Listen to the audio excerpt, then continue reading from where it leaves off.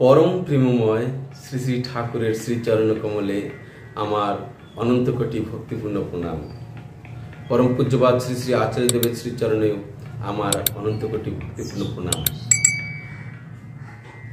जे सकल दादा मायेरा आमार এই ভিডিওটি দেখছেন শুনছেন সাবস্ক্রাইব করে জুড়ে আছেন সকল দাদা ও মায়েদেরকে আমার যথাস্থানে প্রীতি ভালোবাসা শ্রদ্ধা ভক্তিপূর্ণ আনন্দিত জয়গুরু। आशा करी सकले भालो आছেন আর ভালো থাকবেন এটাই परम प्रेममय श्री श्री ठाकुरेर রাঙারাত্রি চন্দ্রে प्रार्थना জানাই। আমি এর আগে একটি ভিডিও করেছিলাম যে ভিডিওটিতে ছিল যে এমন শ্রী ঠাকুর আমাদের কি বললেন, এমন কি কর্মের কথা বললেন যেটা করলে আত্মহত্যার সমান হয়, সে বিষয়ে আলোচনা করেছিলাম। যারা দেখেননি শুনেননি তারা দেখে নেবেন, ভালো লাগবে। আজ আমি স্বাস্থ্য সদাচার সূত্র থেকে আরও কয়েকটি বাণী পাঠ করব, যে বাণীগুলি একই সূত্রে বাঁধা, তাই আলাদা আলাদা টপিক করছি না, একই টপিকের মধ্যে এই সবগুলোই আলোচনা করতে চলেছি। তো আপনারা ধৈর্য সহকারে শুনবেন। আজকের এই বাণীগুলিতে আমরা জানতে পারবো যে রোগ উদ্দীপক কিসে আমাদের রোগটাকে বাড়ায়, আর রোগ হয়ে আরোগ্য হওয়ার থেকে, রোগী হয়ে আরোগ্য হওয়ার থেকে প্রতিষেধক ভালো কিভাবে না করব। তো আসুন বিশেষ সময় নষ্ট না করে বাণী পাঠের দিকে যাবে। যা আরোগ্য উদ্দীপী নয়, রোগ নিরাকরণী নয়, পোষণী বর্ধনী বিধায়নী নয় কো, তাই কিন্তু রোগ উদ্দীপী। আরোগ্য উদ্দীপী মানে আমরা রোগের থেকে আরোগ্য হব, মানে রোগ থেকে মুক্তি পাব, এমন যা কিছু না যে যা রোগ নিরাকরণ করে না। পোষণ বর্ধন আমাদেরকে পুষ্ট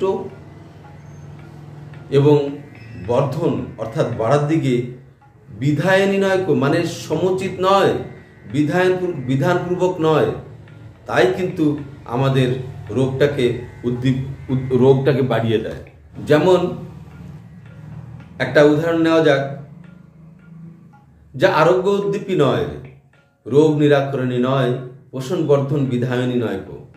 যেমন মনে করুন আমাদেরকে শ্রী ঠাকুর থানকুনি পাতা খেতে বলেছেন, ইষ্টভৃতি করে তারপর থানকুনি পাতা চিবিয়ে 1 গ্লাস জল খেতে বলেছেন।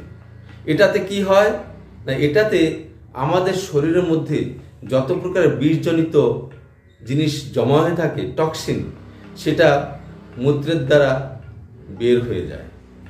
ঠাকুর বলেছেন এই থানকুনি পাতা আমাদের স্নায়ুতন্ত্রকে উত্তেজিত করে, উদ্দীপ্ত করে। তো আমি যদি এই জিনিসটা প্রতিনিয়ত না করি, ব্যবহার না করি, কাজে না ফলাই, তাহলে আমার শরীরের মধ্যে তো বিষ সৃষ্টি হবে, সেটা হতেই থাকবে, কিন্তু নিষ্কাশন হতে পারবে না, বেরোতে পারবে না। তাহলে কি হলো, এটা আমাদের আরোগ্য উদ্দীপী নয়, রোগ নিরাকরণ নয়, এবং আমাদের পোষণ বর্ধনের বিধান নয়। যদি না করি, করাটাই হচ্ছে বিধান, তাহলে এই জিনিসটাই আমাদের মধ্যে রোগটাকে আরো বাড়াতে থাকবে, উপশম হবে না। বাণী সংখ্যা 7। এবার বাণী সংখ্যা 8। রোগে পড়ে আরোগ্য হওয়ার চাইতে প্রতিষেধ ঢের ভালো, অর্থাৎ রোগ যাতে না হয় তাই করা ভালো। তা শুধু রোগে নয়, অকল্যাণকর যা কিছু তার বেলাতেও। এখানে ঠাকুর বলছেন যা করলে রোগ না হয় এমন কিছু করতে হবে। রোগে ভুগে তার থেকে মুক্তি পাওয়ার থেকে যাতে রোগে না পড়ি সে চেষ্টাই করতে হবে। তাহলে রোগে না পড়ার জন্য কি করতে হবে, সদাচার পরায়ণ হতে হবে। যেমন নাকে হাত দিয়ে, মুখে হাত দিয়ে প্রস্রাব করে, পায়খানা করে শৌচ করা ঠিকভাবে, অন্যের কাপড় চোপড় ব্যবহার না করা, দূর থেকে কথা বলা, এক থালে বসে অনেকজনে ভোজন পান না করা, এমনিভাবে আরো অনেক জিনিস আছে। তেমনি প্রকার মানসিকভাবে পরনিন্দা পরচর্চা এগুলিতে আমাদের মন বিকৃত হয়। লোভ কাম এগুলি বিধান মাফিক বিধিমাফিক আমাদের ইন্দ্রিয়গুলিকে বিধিমাফিক চলনের মধ্যে বেঁধে রাখার দরকার আছে। তাতে কি হয়, আমাদের রোগ উদ্দীপ্ত হয় না, রোগ উদ্দীপ্ত হয় না। এবং আমরা আমাদের জীবনের যা কিছু অকল্যাণকর, যা করলে অকল্যাণ হয়, সেই ধরনের চিন্তা চলন থেকে যদি নিরস্ত হই, তাহলে কি হবে, আমাদের রোগে পড়ব না। তাই রোগে পড়ার চাইতে তার প্রতিষেধ ঢের ভালো। তার প্রতিষেধ কি, যা করলে আমাদের রোগ হবে না, সেই ধরনের সদাচার পরায়ণ হয়ে চলা। এরপর আরেকটি বাণী পাঠ করব আজকেই। মানুষের মানসিক অবস্থা ব্যতিক্রমী অনুচলন দুই কিন্তু রোগের উদ্ভব এনে দেয়, দুই কিন্তু রোগের উদ্ভব এনে থাকে। তা পাতলা রকমেই হোক আর গভীর রকমেই হোক, এবং তাতে মানুষের ব্যাধি নিরোধ ক্ষমতাও অনেকখানি ক্ষীণই হয়ে আসে। কুৎসিত সন্দেহশীলতাও কিন্তু ওই রকম। তাই মানুষের মনে বহু রকম ফেরের উদ্ভব হয়, যা তোমাকে ব্যতিক্রম দুষ্ট করে তা হতে নিরস্ত থেকো। সঙ্গে সঙ্গে ব্যতিক্রমী অনুচলনকেও নিরস্ত করো। সুষ্ঠু ও শিষ্ট অনুচলনে অনেক অসুবিধাকে এড়িয়ে যেতে পারবে, বাণী সংখ্যা 9। এবার দেখুন শ্রী ঠাকুর কি বলছেন, যে মানুষের মানসিক অবস্থা ব্যতিক্রম অনুচলন এই দুটো জিনিসই আমাদের শরীরে এবং মনের মধ্যে রোগের উদ্ভাবন করে, সৃষ্টি করে। তাহলে এই মানুষের মানসিক অবস্থাটা কেমন হওয়ার দরকার, সাত্ত্বিক মনোভাব হওয়ার দরকার, তাই তো। তামসিক এবং তমসিক এবং রাজসিক মনোভাবকে এড়িয়ে চলতে হবে। সাত্ত্বিক মনোভাব নিয়ে চললে সাত্ত্বিক আচরণ হবে, আর তার দ্বারা কি হবে, আমাদের চলনটা ব্যতিক্রম পূর্ণ হবে না, ব্যতিক্রমী চলন হবে না। তাই এই ব্যতিক্রমী চলন আর এই মানসিক অবস্থা, এই দুটির উপরে দাঁড়িয়ে আছে আমাদের শরীর ও স্বাস্থ্য, রোগ নিরাকরণের উপায়। তাই এই দুটি যদি ঠিক না করি, আমরা সামঞ্জস্যপূর্ণভাবে সমুচিতভাবে যদি না রাখি, তাহলে রোগের উদ্ভব হবেই। আর এতে এই যে রোগের উদ্ভব হয় মানসিক এবং ব্যতিক্রমী অনুচলন, ব্যতিক্রম মানে গো বিটুইন, যেটা না করা উচিত নয় সেগুলিকে করা, প্রবৃত্তিমুখী চলন, এর দ্বারা কি হয়, আমাদের মধ্যে রোগের উদ্ভব তো হয়। এটা তুমি বড় রকমে করো আর ছোট রকমে করো, এতে আমরা আক্রান্ত হই। এবং এর দ্বারা কি হয়, আমাদের মধ্যে যে রোগ প্রতিরোধক শক্তি আছে, ব্যাধি নিরোধ করার শক্তি আছে, সে ক্ষমতাও ধীরে ধীরে কম হয়ে আসে। এবং আরও জিনিস আছে, শুধু খাওয়া দাওয়া এগুলি নয়, কুৎসিত সন্দেহশীলতাও কিন্তু ওই রকম।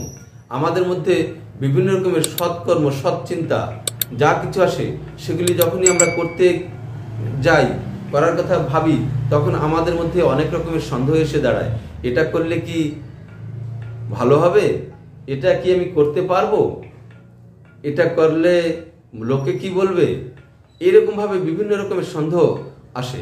এবং কুৎসিত সন্দেহশীলতা, এই কুৎসিত কথাটি কেন বলেছেন, অর্থাৎ আমার চাল চলন, চিন্তা, কথন এইগুলি যদি সামঞ্জস্যপূর্ণ না হয়, মন মুখ এক করে যদি আমি চলতে না পারি, তার অর্থ সেখানে কুৎসা ঢুকছে, অর্থাৎ আমার চিন্তার মধ্যে কুৎসিত জিনিসগুলো আসছে। এই কুৎসিত জিনিসগুলো যখনই আসে, তখনই সন্দেহ আসে যে কে কি বলবে এখানে, কারণ আমার মধ্যে সৎ ভাবনাটা থাকে না, আর সৎ যেখানে থাকে সেখানেই কুৎসিত হয়। তাই এই ধরনের ভাবের দ্বারা আমাদের কি হয়, আমাদের মনের মধ্যে বিভিন্ন রকমের ভাবনার সৃষ্টি হয়, যার দ্বারা আমরা ব্যতিক্রম দুষ্ট হই, ব্যতিক্রমী চলনে চলতে থাকি। তাই এর থেকে নিরস্ত থাকতে বলছেন, দূরে থাকতে বলছেন, সরে থাকতে বলছেন এবং তার সঙ্গে সঙ্গে এই ব্যতিক্রমী অনুচলনকে নিরস্ত করে সুষ্ঠু ও শিষ্ট অনুচলনে চলতে বলছেন। তাতে কি হবে, অনেক অসুবিধাকে এড়িয়ে যেতে পারবে। এই সুষ্ঠু ও শিষ্ট এই কথাগুলি, এই শব্দগুলি সৎ শব্দের থেকে আসছে। সুষ্ঠু চলনটা কি, যা আমার সত্তার পরিপোষণের সহায়ক, সেই রকমের চলন। শিষ্ট মানে ডিসিপ্লিনিত্ব, শিষ্টতা অর্থাৎ কি, শিষ্যত্ব, ডিসিপ্লিন মেনটেন করে চলা। অর্থাৎ আমার ইষ্ট, আমার গুরু, আমার আদর্শ কি বলেছেন সেইভাবে অকাট্যভাবে নিষ্ঠার সহিত করতে থাকলে আস্তে আস্তে আমাদের এই ব্যতিক্রম দুষ্ট চলনগুলি নিয়ন্ত্রিত হবে, আমাদের বৃত্তিমুখী চলনগুলি নিয়ন্ত্রিত হবে, কুৎসিত সন্দেহশীলতা আমাদের মধ্যে থেকে দূর হবে।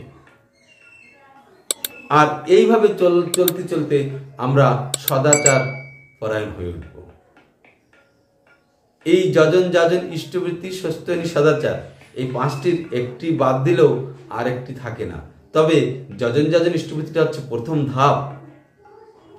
এইগুলিতে যখন আমরা দক্ষ হয়ে উঠি, তারপরে সদাচার সস্তনী সদাচারটাকে আমরা গ্রহণ করতে পারি, নিজের জীবনে বাস্তবায়িত করতে পারি এবং ধন্য হয়ে উঠতে পারি। তো আসুন, পরম প্রেমময় শ্রী শ্রী ঠাকুর আমাদেরকে যে নীতিবিধিতে চলতে বলেছেন, সেই নীতিবিধিকে জীবনের শ্রেষ্ঠ ধর্ম, শ্রেষ্ঠ কর্তব্য, শ্রেষ্ঠ পালনীয়, এছাড়া আর যা কিছু সেগুলি আমাদের বর্জনীয়, এটাকেই আমাদের পরমপিতার সংস্কার। এই যত রকমের সংস্কার আছে, পরমপিতার সংস্কার ছাড়া আর যে কোনো রকম সংস্কারে আমরা যদি বাধিত হই বা তার ফাঁদে যদি পড়ি, তাহলে সেগুলি আমাদেরকে অধপথে নিয়ে যাবে। তাই এটাই আমাদের হওয়া উচিত যে শ্রী ঠাকুরকে আরো করে ধরে গ্রহণ করে তার প্রতি সমর্পিত হয়ে এগিয়ে যাওয়া, করে চলা। তাই পরমপিতার নিকট আমি সকলের এই আজকের বাণীটিতে যা পাঠ করেছি সেইগুলি যাতে বাস্তবায়িত করতে পারে সকলে, তার প্রতি যাতে ভক্তি আসে। ভক্তি তোর শক্তি আনে, বোধ আনে তোর জয়, ভক্তি ও বোধ ছাড়িস না কো, হবি না কো ক্ষয়। এইটাই এই ভক্তি যেন হয় তার শ্রীচরণ পদ্মে, এটাই আমি পরমপিতার রাঙা রাতুল চরণে প্রার্থনা রাখি, সকলের জন্য, আমার জন্য, সবার জন্য রেখে আজকের এই ভিডিওটি এখানেই শেষ করছি। আশা করি আপনাদের সকলের ভালো লেগেছে। প্রত্যহ এই ভিডিও আমার সঙ্গে যুক্ত থাকুন, এটাই আপনাদের কাছে আমার একান্ত অনুরোধ। আজকের এই ভিডিওটি এই পর্যন্ত। নেক্সট ভিডিওটি আনা পর্যন্ত আমাকে বিদায় দিন। জয় গুরু, বন্দে পুরুষোত্তম। সকলে ভালো থাকবেন।